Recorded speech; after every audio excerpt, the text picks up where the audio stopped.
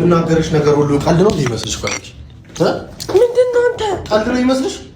ተቃጠልኩኝ በእግዚአብሔር። ወይኔ ምንድነው? ምን ይሁን ክረምት ያማል። አዲስ ፎሎ በይ በእግዚአብሔር። ውሃ አምጪልኝ። ወይኔ በፈጣሪ ተቃጠል። አይዞሽ ቆይ ፎጣ አምጪለት። ውሃ ቶሎ በይ። ፎጣ ነገር ሁሌ ማሳጣት አይገድሽም።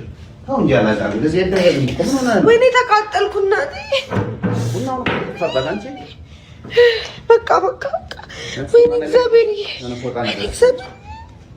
እንዴ አላዛር ምን ነክቶ ነው መላል?